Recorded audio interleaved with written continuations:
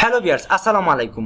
Smart way online academy পক্ষ থেকে সবাইকে স্বাগতম। আজকে আমরা আলোচনা করব ভ্যালু এডেড ভার্সেস নন ভ্যালু এডেড টাইম। এই ভ্যালু এডেড টাইম এবং নন ভ্যালু এডেড টাইম সাধারণত ওয়ার্ক স্টাডি এবং টাইম স্টাডি করতে আপনাকে অনেকটাই হেল্প করবে। সো আই ডিপার্টমেন্টে যদি আপনি জব করে থাকেন তাহলে আপনার জন্য আজকের এই ভিডিওটি খুবই ইম্পর্টেন্ট। আর ভাইবা বোর্ডেও এই কোয়েশনটা করতে পারে যে নন ভ্যালু এডেড টাইমের কিছু কারণগুলো আপনি বলতে হবে। সো আপনার নন ভ্যালু এডেড টাইম কোন কোন বিষয়কে ধরা হয় এই বিষয়টি যদি কোয়েশন করা হয়, আপনি যদি সঠিকভাবে উত্তর না দিতে পারেন তাহলে আজকের এই ভিডিওটির পরে আপনি ক্লিয়ার হয়ে যাবেন যে নন ভ্যালু এডেড টাইমে কি কি কারণ হতে পারে, সেই বিষয়টি আমরা তুলে ধরার চেষ্টা করব। সো ওই ভিডিওটা অবশ্যই শেষ পর্যন্ত দেখবেন, কারণ এই ভিডিও থেকে আপনি ক্লিয়ার হয়ে যাবেন ভ্যালু এডেড টাইম এবং নন ভ্যালু এডেড টাইম কি, এবং টাইম স্টাডি এবং ওয়ার্ক স্টাডি করতে কতটুকু গুরুত্বপূর্ণ বহন করে সেটাও আপনি বুঝতে পারবেন। সো তার আগে ছোট্ট একটি রিকোয়েস্ট, যদি আমার এই চ্যানেলটা ভালো লাগে থাকে অবশ্যই আমাকে সাবস্ক্রাইব করে পাশে থাকবেন, কারণ এই চ্যানেলে প্রত্যেক দিন I department, textile department, garments department এবং স্কিল ডেভেলপমেন্ট নিয়ে আলোচনা করা হয়। আপনি যদি আপনার কেরিয়ারটা প্রাইভেট জবে যদি আপনি ডেভেলপ করতে চান, ইমপ্রুভ করতে চান, তাহলে অবশ্যই আমার চ্যানেলটাকে সাবস্ক্রাইব করে পাশে থাকুন। এই চ্যানেলটা প্রতিদিন ভিডিও আপলোড করা হয় এবং কন্টিনিউয়াস ইমপ্রুভমেন্ট নিয়েও আলোচনা করা হয়। আপনি যদি আমার এই চ্যানেলে থাকেন তাহলে অবশ্যই আপনার কিছু না কিছু ইমপ্রুভ হবে। তো চলুন আমরা আজকে আলোচনা করি নন ভ্যালু এডেড টাইম কি এবং ভ্যালু এডেড টাইম কি। ভ্যালু এডেড টাইম যে টাইমটাতে আপনার প্রোডাকশনটা প্রপারলি ভাবে ইউজ হয়, সময়টা ইউজ হয়।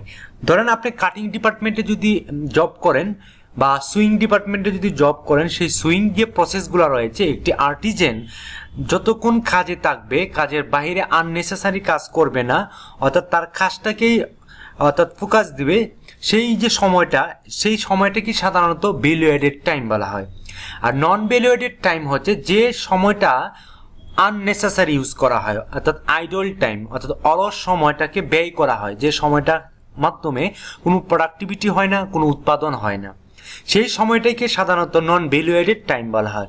সো আজকে আমরা নন ভ্যালু এডেড টাইম যে কি কি কারণে হয়ে থাকে সেই বিষয়টি আমরা তুলে ধরার চেষ্টা করব।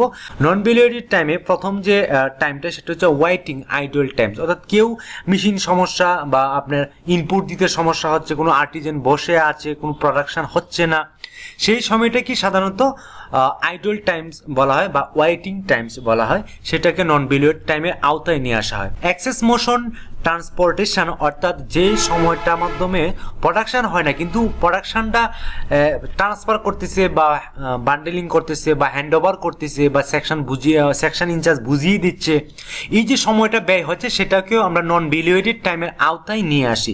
সো এটাও একটা কারণ non value aided.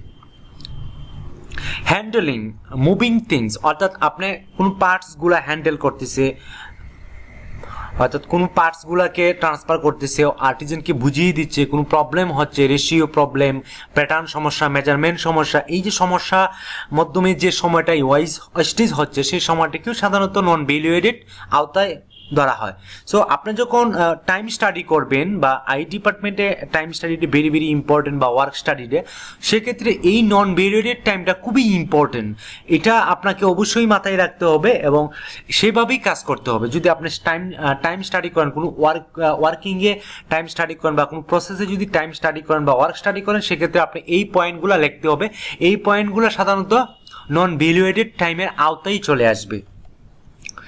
Access or useless inventory, অর্থাৎ আপনি দেখতেছেন যে ইনভেন্টরি অতিরিক্ত সময় নিচ্ছে। আবার প্রসেসিং, অর্থাৎ আপনি একটি প্রসেসিং রয়েছে সেটার মধ্যে আরও ভ্যালুয়েট করা হলো, একটা অন্য একটি প্রসেস আবার অ্যাড করা হলো, সেই সময়টাও কি সাধারণত নন ভ্যালুয়েটেড আওতায় আসে। সো আপনি যদি টাইম স্টাডি বা ওয়ার্ক স্টাডি করেন সেক্ষেত্রেও আপনাকে এই সময়টাও কেউ আবার প্রসেসিংয়েও আপনি সাধারণত নন ভ্যালুয়েটেড টাইম ধরা হয়। ওভার প্রোডাকশন, বাইরের রিকোয়ারমেন্ট অনুযায়ী অথবা ডেলিভারি ডেট মিসিং হচ্ছে, সেখানে যে ওভার যে প্রোডাকশনটা করা হয় সেটাকেই সাধারণত নন ভ্যালু এডেড টাইমে নিয়ে আসতে হবে। সেই প্রসেসটা করতে বা ডেভেলপ করতে, ইমপ্লিমেন্টেশন করতেও সেই সময়টা যে ব্যয় হয় সেই সময়টাকে সাধারণত ওভার প্রোডাকশন বলা হয়। ইনপুটস ডিলে, আপনি দেখছেন যে ইনচার্জ যে আর্টিজেনকে কাজটা বুঝিয়ে দিচ্ছে, সেই ইনপুটটা যে লাইনে ইনপুটটা দেওয়ার কথা ছিল সেই ইনপুটটা কোনো না কোনো কারণে ডিলে করছে বা অলসভাবে দিচ্ছে, সেটাকেও অলস টাইম বলা হয়। সো নন ভ্যালুয়েটেড টাইমের আওতায় ইনপুটস ডিলেটাও ইনক্লুড হবে, আপনি সংযুক্ত করবেন যদি আপনি ওয়ার্ক স্টাডি এবং টাইম স্টাডি করেন। Non utilization of the skill or of personal, অনেক সময় আর্টিজেনের স্কিল কম থাকার কারণে বা ইনচার্জের স্কিল কম থাকার কারণে, প্রসেসগত না বোঝার কারণেও অনেক সময় অনেক অলস সময় চলে যায় বা অনেকটা আইডল সময় চলে যায়, যে সময়টাকে স্কিলের অভাবে অর্থাৎ দক্ষতার অভাবে একটি মানুষ সঠিকভাবে হ্যান্ড ওভার বা ইনপুট দিতে পারে না, যে কারণেও এখানেও অনেকটা নন ভ্যালুয়েড টাইম অ্যাড হয়। সো আপনি যখন ওয়ার্ক স্টাডি করবেন বা টাইম স্টাডি করবেন, তখন সেক্ষেত্রে আপনাকে এই যে নন স্কিল পার্সন যেগুলো রয়েছে সেগুলোকে আপনি ফাইন্ডিং করে সেখানেও এটা আপনাকে উল্লেখ করে দিতে হবে যে এটাও নন ভ্যালুয়েটেড টাইমে আওতায় রয়েছে। Unnecessary storage of raw materials, অর্থাৎ অনেক সময় দেখা গেছে অপ্রয়োজনীয় জিনিস, অগুছালুভাবে জিনিস বা স্টোরেজ কোনো ধারাবাহিকতা নাই র মেটেরিয়ালস। আপনি যে স্টাইলটা নিয়ে এসেছেন সেই স্টাইলের যে অ্যাক্সেসরিজ রয়েছে, অতিরিক্ত যে সরঞ্জাম রয়েছে সেগুলোও খুঁজে বের করতে বা টাইম যে ওয়েস্টেজ হচ্ছে সেটাও নন ভ্যালুয়েটেড টাইমের আওতায় আসে, এবং এটাও একটি কারণ হতে পারে বা রিজন হতে পারে নন ভ্যালুয়েটেড। ফাইনালি ডিফেক্টসের কারণেও অনেক সময় নন ভ্যালুয়েটেড টাইম ওয়েস্টেজ হয়, এর প্রবলেমও হতে পারে, যে কারণে ডিফেক্টের কারণে বড় একটি সময় ওয়েস্টেজ হতে পারে। সো এই সময়টাও কিন্তু নন ভ্যালুয়েটেড টাইম। সো আশা করি বুঝতে পারছেন যে নন ভ্যালুয়েটেড টাইমটা কী এবং কী কী কারণে নন ভ্যালুয়েটেড টাইম ধরা হয়।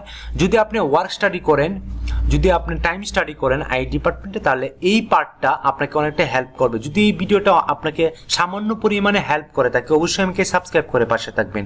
সো এতক্ষণ ভিডিওটা দেখার জন্য অসংখ্য ধন্যবাদ। আজকে এই পর্যন্তই, ভালো থাকবেন, সুস্থ থাকবেন, আল্লাহ হাফিজ।